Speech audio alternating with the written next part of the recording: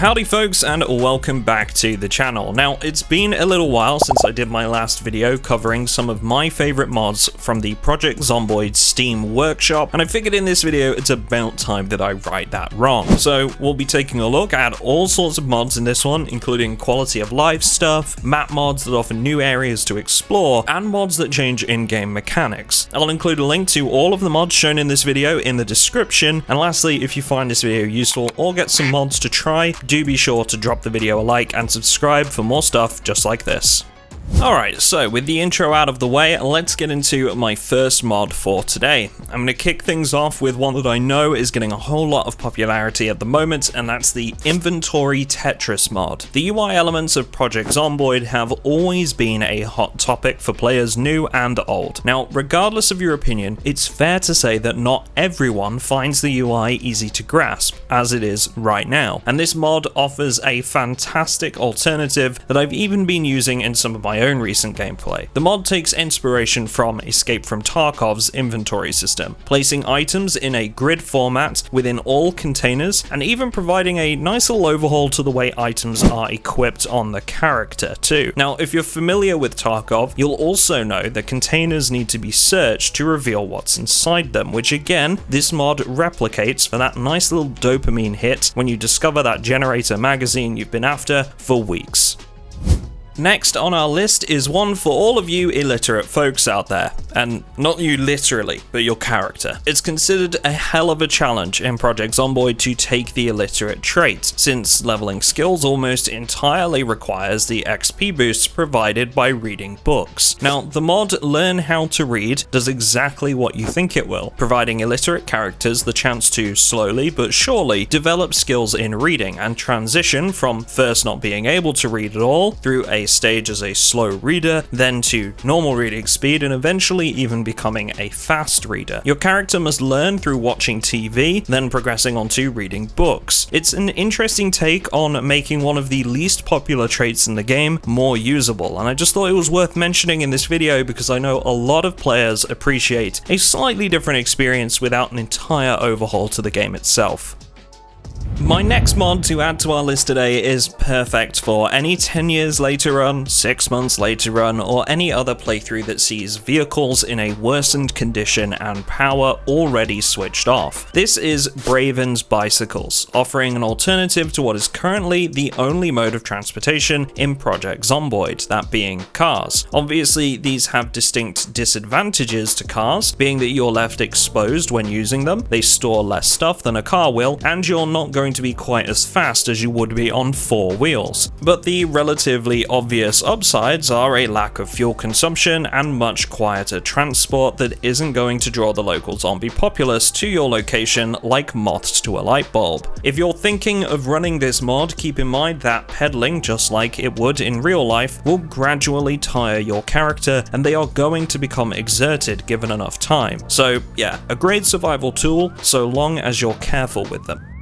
Okay, so this next one is a bit of a wild card in that it's not necessarily a map, which I have a section for later in this video, but it's not exactly a regular mod either. The Wolf Extraction Quest mod has been incredibly popular lately amongst content creators and players looking for more meaningful direction with their Project Zomboid playthroughs. Obviously, I don't want to spoil too much here because a lot of what makes this mod great is experiencing it for the first time, but in short, you are trying to escape Kentucky by reaching a helicopter extraction. There's a bunch of customizable settings for this scenario which makes it highly replayable, such as choosing to set a timer for the extraction so you're racing against the clock, or just leaving it open so you can make it there in your own time. This scenario is a fantastic roller coaster ride of what Project Zomboid mods do best, which is giving us alternative ways to play that make significant impact on the original experience.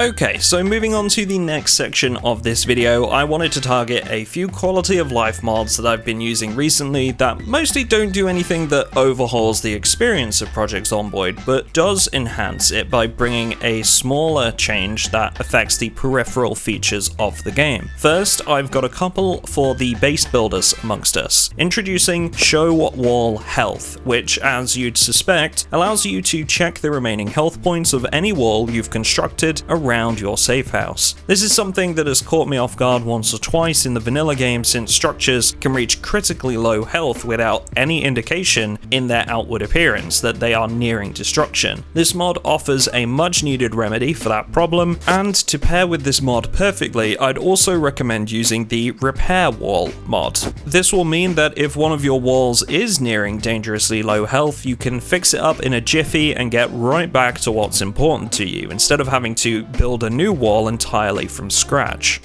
Now, I've already looked at a pretty huge inventory mod in this video, but these next two are considerably smaller scale, but do bring two very nice features that I definitely want to see in vanilla. If you've ever tried to grab a specific amount of items from your inventory, you'll know how painful it is because there's only a limited amount of selections available, meaning you have to do a bit of mental math to add up how many you need. Now, me, I do everything and anything I can to avoid math like it was my mother-in-law. With the mod Take Any Amount, you can specify the exact number of items that you want to grab from a stack. No more taking half, then grabbing one at a time thereafter, just a simple input and you're away. In a similar vein, making interaction with items much simpler, the mod Grab and Drop makes picking up and putting down items as simple as a single key press. No going into your inventory to drop something or right-clicking on it to pick it up. You can just press one easy button and your character will do the rest. It's nothing massive, but something I'd absolutely love to see in vanilla, and a no-brainer when it comes to making the gameplay experience smoother.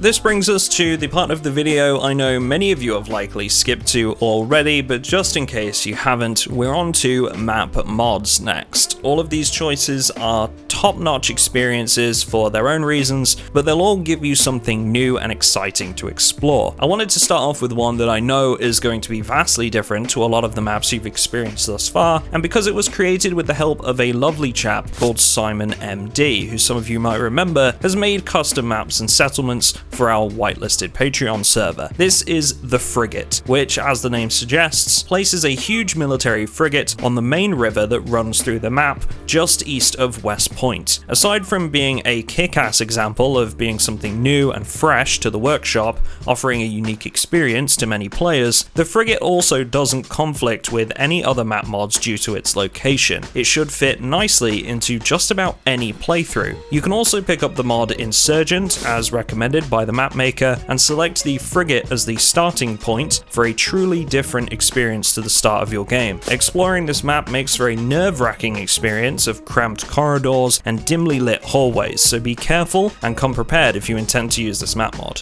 It's back on land with the next map in our collection, which is Lake Cumberland. This occupies a very respectable 60 cells out towards what is known in the vanilla map as Valley Station. Now, fair warning on this one that if you want to try Lake Cumberland, you're going to need a heck of a lot of tile packs, since the modder has used quite a few in the construction of the map. But if that doesn't particularly bother you, it's definitely worth taking a look and exploring this one. This map does a great job of fitting into a zombie apocalypse that is already underway, with a makeshift roadblock and a frankly massive dam being two landmarks worth checking out when you give this one a try for yourself. You'll also find ample safe house opportunities with this one, since it's a pretty large map. There's plenty of buildings to choose from, including some pretty interesting houses on stilts overlooking the river that runs through a large part of this map. It does seem like some of Lake Cumberland still needs fixing up when it comes to foraging, so that this feature works correctly in all locations, but outside of that, a well put together map with a lot of detail that would fit into almost any playthrough.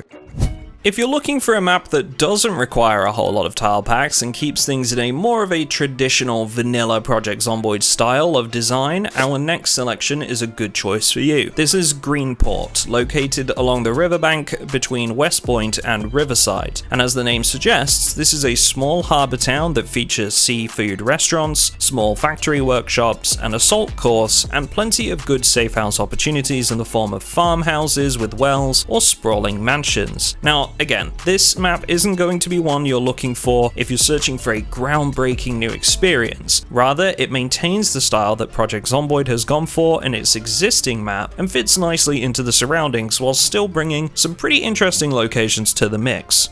Last, but by certainly no means least in our collection of map mods for today, is St. Paulo's Hammer. This map occupies an entirely different space to the ones we've looked at so far in this video, and is placed way out on the western road at the edge of the map. Now, I instantly know what you're thinking, and you'll be pleased to know that this map does not conflict with maps like Raven Creek, Winchester, or Blueberry. The map modder has clearly considered that when building it, and has kept it clear of some of the other pretty popular modded maps in this area. Now, according to the modder, St. Paulo was used as an industrial town for fueling the military conflicts of the 20th century. Exploring the map, you'll definitely see where this plays into the design. And yeah, there's a lot of stuff like military checkpoints, military housing, and a huge amount of industrial and commercial space. That hasn't stopped the modder from being creative though. What struck me about this one was that every house seems to be different in its own way, and having read through the description of the the modder claims that there's about 260 house variants alone, which, if this is true, is an amazing amount of dedication.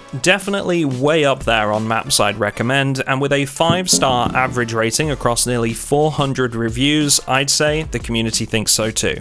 So that's it from me in this one, folks, but if there's any mods you've come across recently that you'd like to share, please feel free to drop their names in the comments. Please keep in mind that links are often hidden or removed by YouTube, so just keep it to the names on the workshop, basically. I'd really like to see what you guys have been using in your own playthroughs. Once again, there's a link to all of the mods in this video in the description, so you can download them for yourself. And lastly, I want to say a very special thank you to all of my Patreon subscribers for supporting the channel, supporting our mod creation efforts, and for joining me on our whitelisted server that is currently undergoing a cryogenic winter wipe. Link in the description if you'd like to become a patron. Thanks folks, and I will see you all in the next one.